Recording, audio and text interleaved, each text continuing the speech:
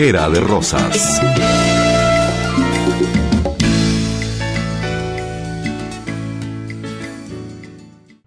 Buen día, Trinchera de Rosas está en el aire gracias al blog trincheraderosas.blogspot.com, gracias a Porrea y a todas aquellas radios comunitarias que nos retransmiten. Existe un correo para que usted se comunique con nosotros para hacer comentarios de todas las conversaciones que hacemos a través de estos medios. Es trincheraderosas@gmail.com y un Twitter donde avisamos semanalmente cuando hay material nuevo para leer y para oír. Trinchera de Rosa. ¿Y cuántas visitas tenemos en el blog? 23.000.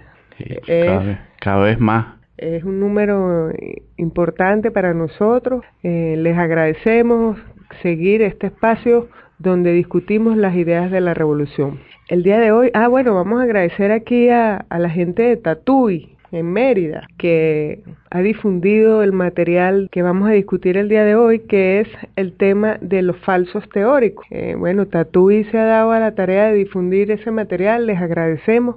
Y la gente de horror. La gente de horror a la oligarquía también le agradecemos. Y el tema que vamos a hablar hoy es de la teoría, de los teóricos. Uh-huh.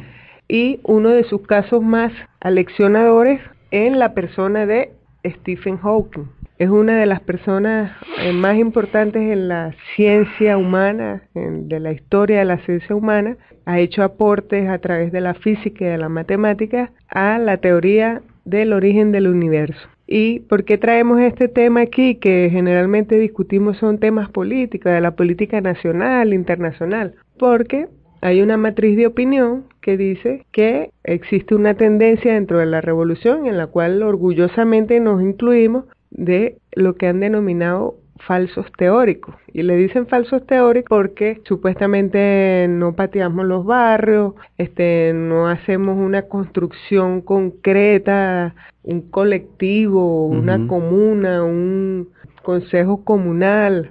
Pero las personas que nos conocen saben que nuestro aporte siempre ha sido un aporte teórico, de discusión, de investigación, y eso tiene un impacto y que es otro tipo de aporte, igualmente concreto, lo que en este momento está siendo desprestigiado ese tipo de aporte. Entonces trajimos el ejemplo de Stephen Hawking, porque fíjense, es un señor que no se puede mover porque está enfermo, sufre una enfermedad que paralizó todos los nervios de su columna vertebral y está paralizado en una silla de ruedas, nada más puede mover un músculo de su mejilla derecha y con ese movimiento, a través de un lector, tiene una computadora que él va escogiendo las palabras para hacer comunicarse. Sí, y fíjense que a pesar de eso, de que es un hombre que está restringido físicamente o espacialmente, vamos a decir, en términos del espacio donde él se mueve, a pesar de eso es un hombre absolutamente influyente, claro,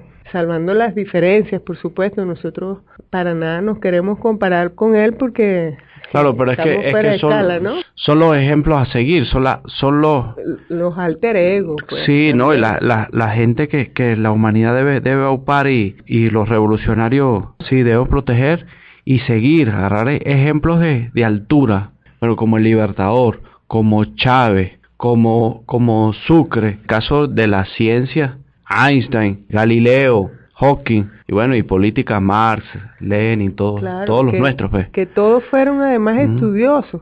Porque esa es la vía, ese es el camino. Si ellos ya lo transitaron. Si Steve Hawking dijo, mándeme para el espacio, que abro el camino para que la humanidad viaje. Adelante, sí. ¿Que para dónde vamos a coger nosotros? Claro, nosotros, y los revolucionarios estamos en el deber de proteger ese pensamiento y esos seres humanos especiales, porque fíjate que el Che Guevara, cuando fue ministro de Industrias en Cuba, él protegía profundamente a todos aquellos técnicos, ingenieros, científicos, así no estuviesen de acuerdo incluso con el socialismo, porque habían sido formados científicamente y no como políticos y no estaban muy de acuerdo quizás en una primera instancia con el socialismo, pero querían seguir trabajando, querían seguir haciendo su contribución intelectual, y el Che fue sumamente respetuoso con ellos y habían algunos cuadros que decían, no, pero es que él es un reaccionario, no, pero es que él tiene un conocimiento que aportar y tiene un conocimiento que nosotros debemos respetar. Y así lo hizo mientras fue ministro. Protegió al máximo, incluso dejó a algunos de esas personas que ya ocupaban puestos de mando, se les respetó su jerarquía porque eran personas que tenían una tremenda contribución y querían seguirlo haciendo desde el punto de vista técnico. Y bueno, algunos después se fueron del país, pero mientras estuvieron trabajando fueron respetados y protegidos. Y construimos en este ensayo, que usted lo puede encontrar por ahí en Aporrea y si no en nuestro blog, trincheraderosas.blogspot.com, ese ensayo trae una historia a través del discurso, de las palabras de Stephen Hawking que están en la red. Construimos esa historia de cómo él fue construyendo su teoría a medida que se iba inmovilizando y al mismo tiempo cómo iba difundiéndose toda esa idea. Y es muy interesante y muy bonito y además muy estimulante para los revolucionarios. Y él en ningún momento toca el tema político, pero es absolutamente revolucionario él, en la forma del abordaje del conocimiento, en la forma de la difusión de ese conocimiento. Es muy interesante.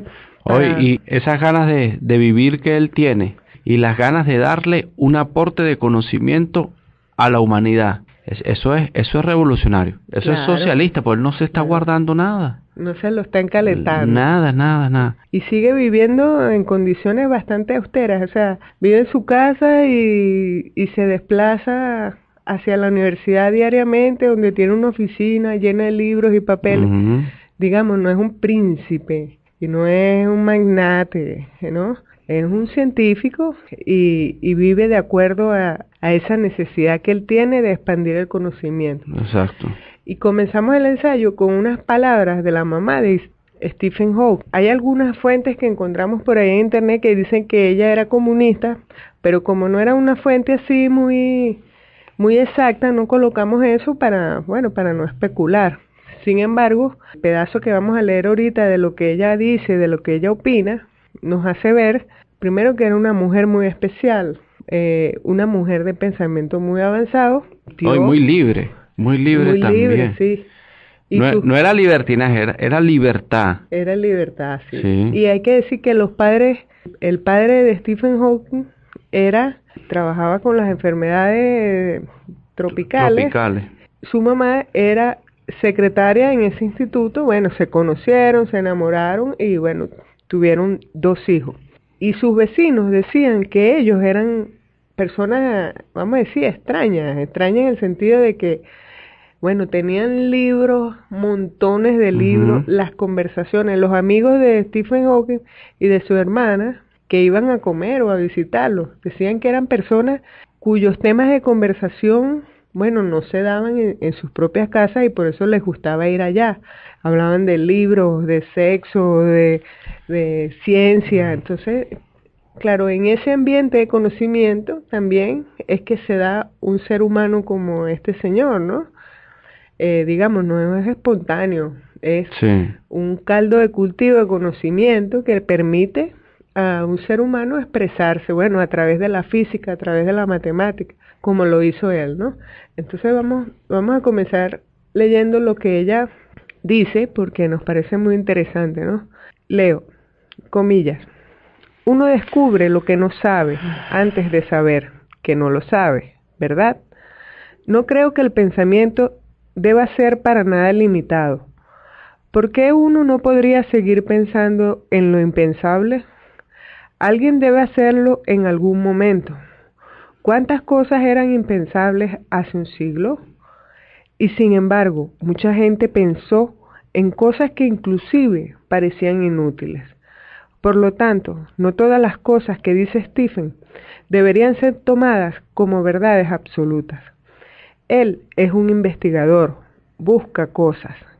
Inclusive, a veces dice disparates. Todos lo hacemos. Pero el punto es que la gente debe pensar, debe continuar pensando, debe expandir nuestros límites de conocimiento. Y a veces ni siquiera sabemos por dónde comenzar. Entonces, fíjate, ella está hablando allí de que no hay que ponerle límites al pensamiento, que la gente siempre debe cuestionarse, que incluso, aunque ese pensamiento pueda parecer absurdo, hay que dejarlo fluir, ¿no? Sí. Y dice, incluso critica aquí a su hijo, no lo convierte tampoco en un dios, ¿no? Dice, no todas las cosas que dice Stephen deberían ser tomadas como verdades absolutas. Y dice, a veces dice disparate, pero fíjate, lo dejó ser, ¿no? Sí. Y a la edad de 21 años, con una mamá así, con un ambiente en su casa que permitía el florecimiento del pensamiento, a los 21 años, este señor estaba planteándose su primer reto científico, que era cómo se originó el universo. Y en ese momento habían dos teorías. Una, que el universo siempre había existido y siempre iba a existir de forma estática. Y si te pones a ver, eso es reaccionario, ¿no? ¿Por qué reaccionario? Porque bueno, no hay que cambiar nada, porque eso siempre ha sido así. Sí, deje ya. Y no estés hurungando, porque eso es así y Dios lo quiso así. Un poco ese pensamiento también se traslada a otras esferas, por ejemplo en la política. Sí. No, el mundo es así, ¿para qué lo vamos a cambiar? Eso siempre ha sido así. Entonces, había otra teoría que ya estaba en el ambiente, que no es exclusiva de Stephen, que decía, no, el universo tuvo un origen a través de una explosión. Y allí es donde entra él y lo comprueba matemáticamente. Sí. Y ese es el aporte que él hace, pero no es exclusivo. También él tiene un cuestionamiento del origen del universo y sobre los agujeros negros, exacto, sobre la condensación de energía que hay allí y qué pasa cuando esa energía que va girando se descompone, no sé qué, estalla, hay un Big Bang y sí, se expande el universo. Pero antes de eso, antes de la creación manifestación del universo, él cuestiona la existencia del tiempo. Sí, del tiempo. Dice, ahí el tiempo no había tiempo. Se detiene y ya no hay antes. Este tiempo anterior, el tiempo. Y eso es muy difícil para nosotros de imaginarlo, porque en los humanos el tiempo, bueno, avanza a la velocidad que nos dice nuestro reloj y es lineal. Sí. Pero a efectos de eso que él está pensando allí, el tiempo no existe, se detiene, eso es muy difícil para los mortales. Ahora vea la cuestión, porque él hace sus propuestas más allá de los confines del universo. Sí. Es decir, el universo sí tiene límite, según lo que yo entendí, no es que yo sea él. Y él cuestiona que Dios no existe, que antes no existía el tiempo, y es totalmente aceptado y difundido y promocionado y admirado. Es decir, que entonces las ideas...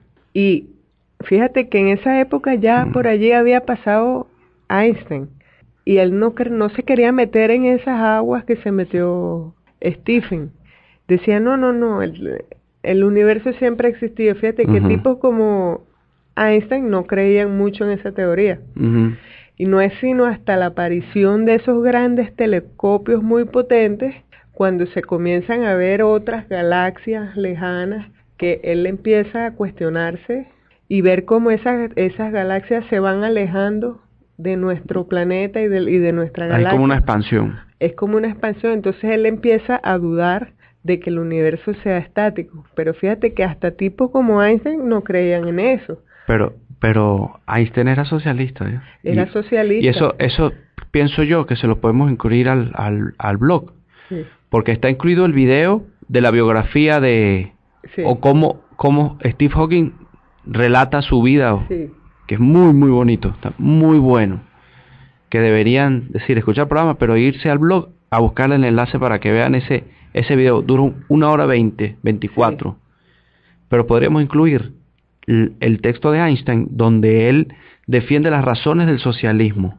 Exacto. ¿Ves? Y por una serie de razones creo que sí, que sí el socialismo debe ser.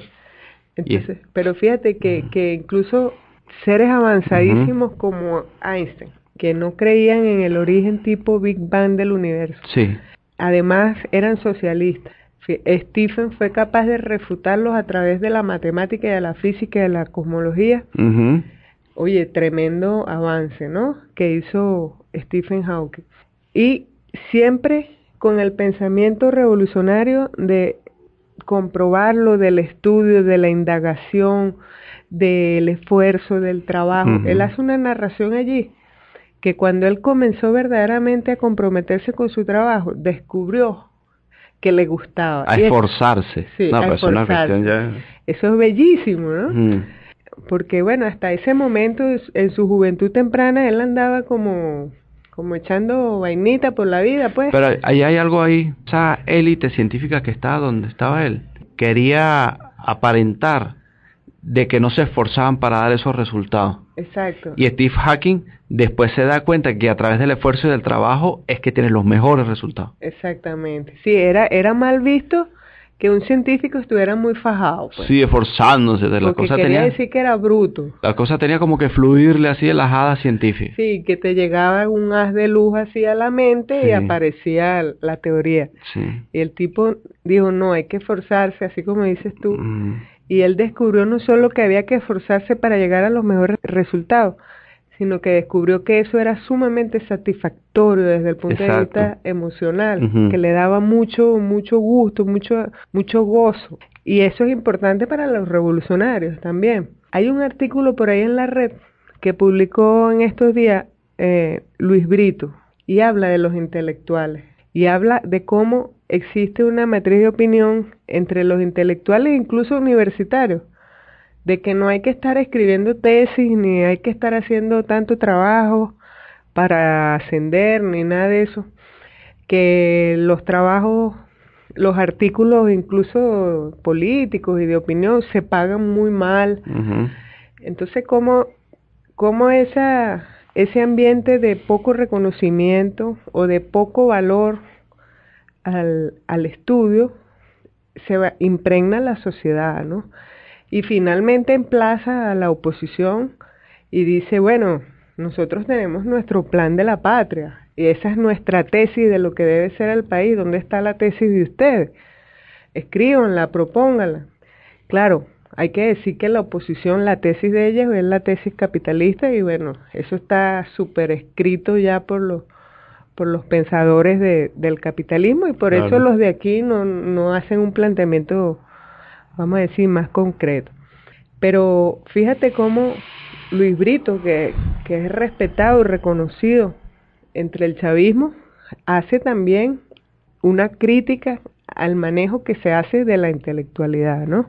Búsquenlo por allí en la red, está muy bueno ese artículo también. Entonces, fíjense que Stephen Hawking, su primer reto fue descubrir eso del origen del universo. ¿Y qué importancia tendría eso? ¿Por qué aquella mente destacada no se abocaba a cosas más prácticas, como diseñar un carro veloz o un combustible eficiente? ¿Por qué perder el tiempo en asuntos que rayan con lo esotérico? Entonces, seguramente ahí había alguien diciéndole, no, pero ¿qué importa cómo se originó el universo? ¿Qué interesa? Y fíjate que, como decía Rodolfo, esos descubrimientos influyeron en la manera que la gente concibe a Dios, incluso. Aunque él decía, no, yo no tengo nada que ver con las religiones. Pero cuando, tú sabes que el Vaticano tiene un consejo científico. Sí. Todos son científicos y son también curas, ¿no? Lo fueron a condecorar allá en el Consejo Científico del Vaticano. Sí. Y se reunió con el Papa. Yo creo que no solamente una sola vez, ¿oíste? Yo creo que varias veces. Pero entonces, esa primera vez que lo están condecorando, el Papa le dice, oye, estamos muy contentos con su teoría, porque quiere decir que efectivamente Dios, en ese primer impulso del Big Bang, creó el universo. Entonces, claro, eso no fue lo que él quiso decir, pero al Vaticano le cuadraba esa teoría, vamos a decir. Sí. Le decía, estamos muy contentos de que usted investigue lo que ocurrió después de ese Big Bang, pero no se meta en el Big Bang mismo, porque eso es obra de Dios, ¿no? Entonces, por supuesto que él... hizo una revolución. Hizo una revolución en el conocimiento. Y finalmente él dice que no, que en dado caso, ese origen no necesitó de Dios, se dio espontáneamente en un momento T igual a 0 y tal. No. Pero qué importante que eso que él se planteó tuvo una incidencia incluso en la forma que las personas pensaban en la religión. En algún momento, bueno, habrá que modificar ahí alguna cosa en la Biblia que meta el Big Bang, ¿no? Porque por si el Vaticano condecora a Stephen, es porque está aprobando esa teoría, ¿no? Claro. Hay algo interesante, que Stephen Hawking tiene la enfermedad y él empieza a perder progresivamente la movilidad del cuerpo. Cuando él deja de utilizar las manos para escribir, que ya no puede ya trazar ni una rayita, después que lo operan por una pulmonía que tuvo y le hicieron una traqueotomía y pierde la voz, él dice que se sintió verdaderamente atrapado en el cuerpo, pero que su mente se expandió y se liberó.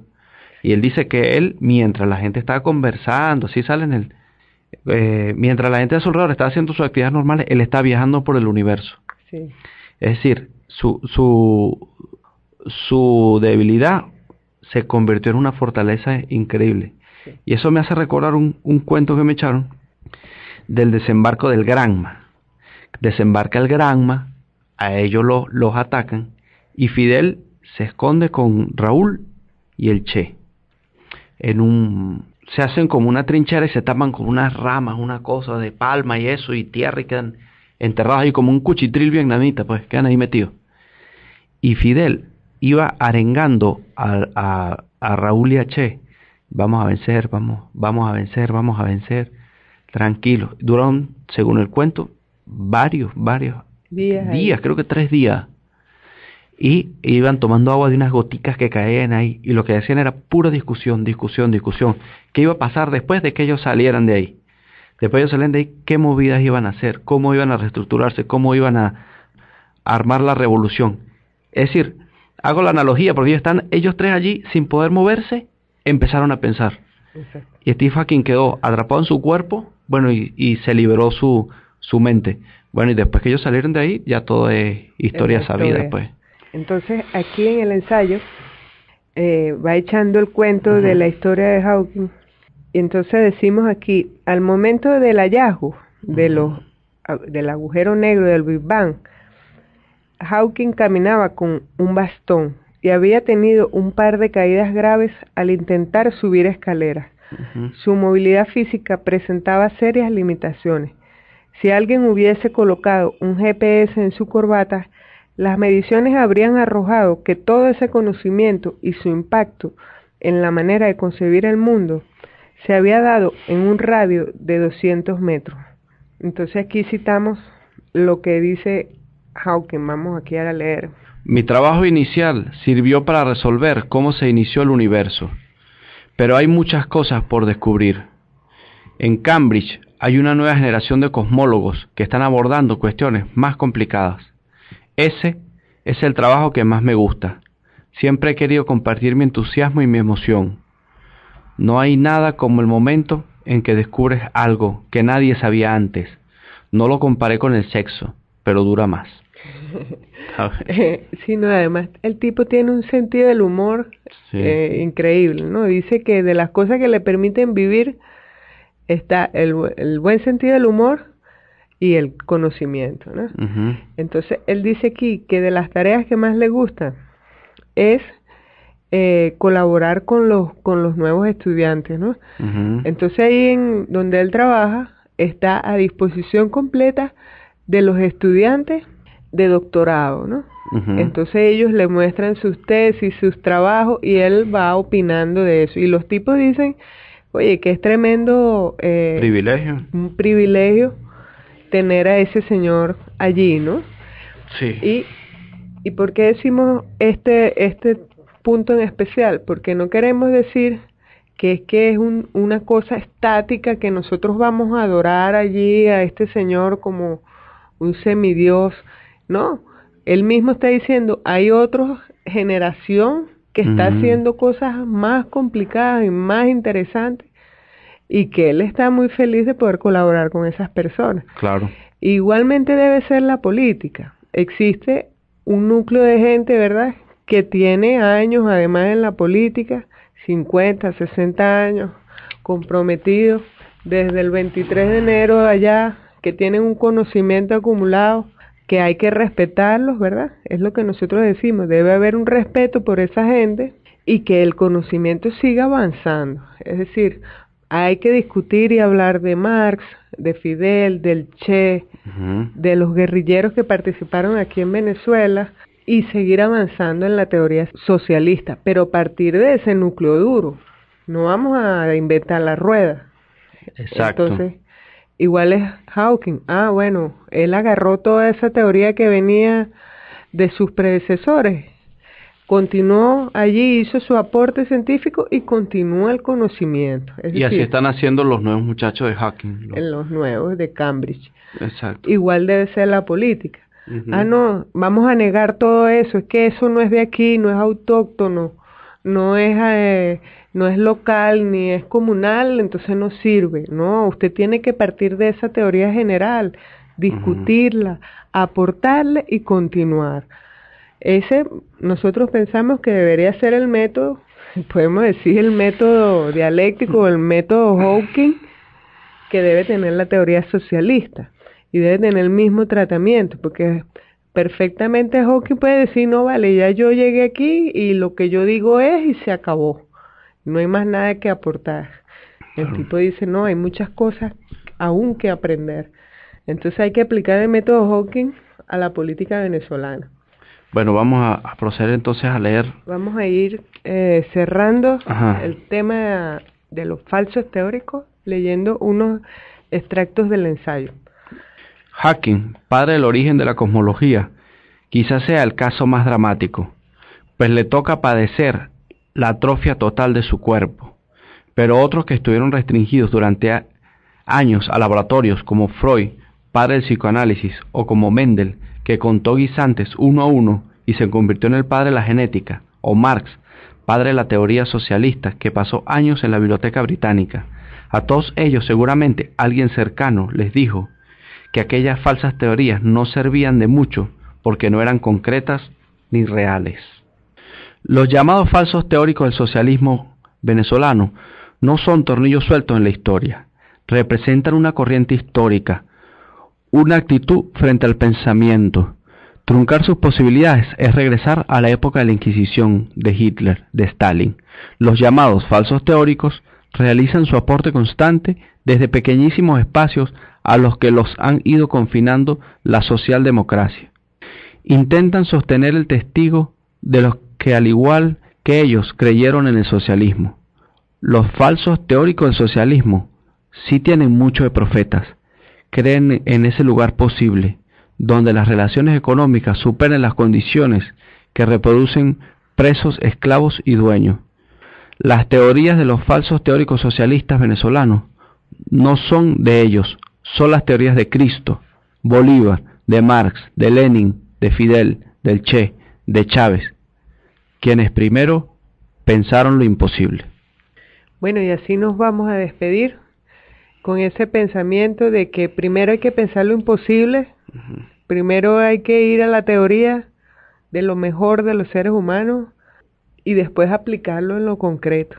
Hay que ir a la teoría, abstraerse y aplicarla. Los falsos teóricos venezolanos, en los que nosotros nos incluimos orgullosamente, hacemos este aporte para la discusión de las ideas revolucionarias, para que siga avanzando la discusión.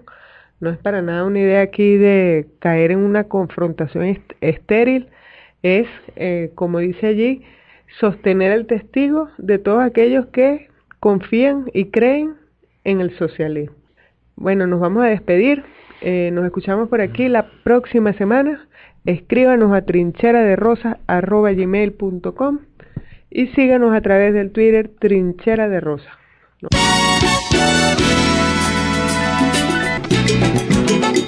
Trinchera de Rosas.